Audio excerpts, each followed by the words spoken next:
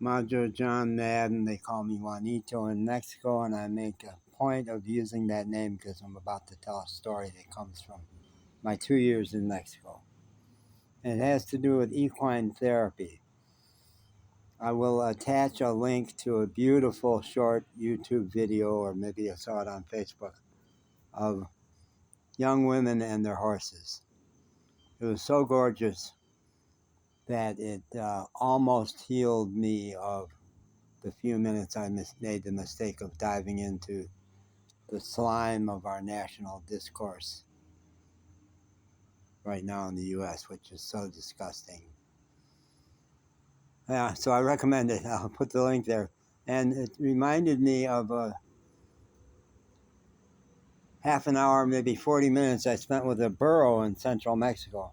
I've had some great experiences with horses, and when a horse decides they like you, it's more affirming. The horse can't be conned, the horse can't be charmed. It wasn't because of what you said or what you did, it was because of who you are that they liked you. In central Mexico, one of the 3 places I especially want to go back is called El Diamante, the Diamond.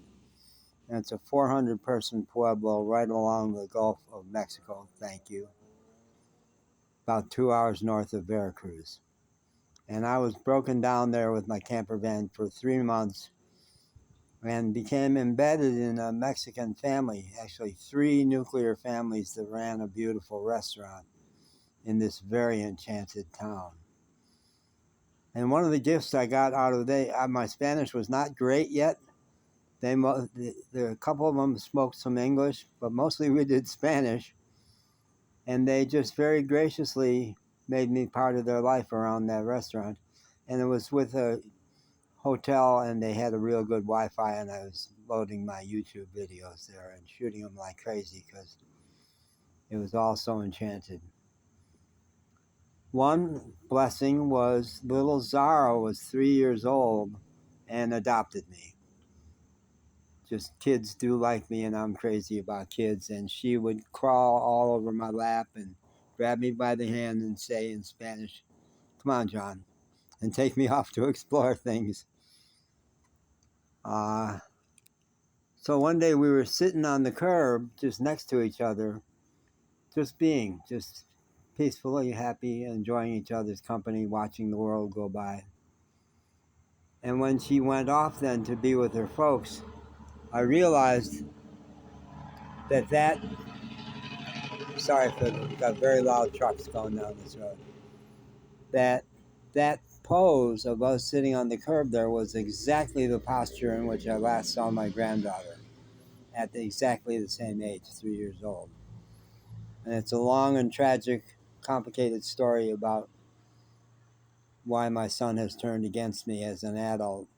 It has a lot to do with healing that no one has ever helped him do, or he hasn't done the work of healing the pain of me being an absentee father. But his stance is that I will never see my grandkids again, and at that point I had not seen little Isla for 5 years. So when I stood up and realized, wow, that's the exact same pose in which I last saw her, it pierced me through the heart as it does periodically. When I think I'll never get over the pain of all that.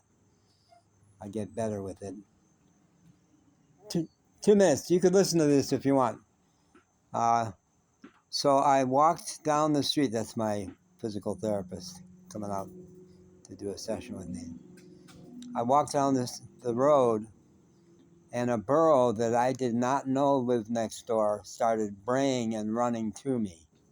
He came right up to me and listened to me cry. Just listened to me cry.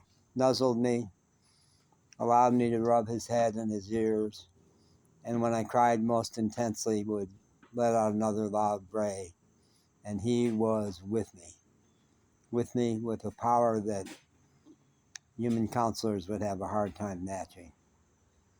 And when I was done, he was done. He ran off.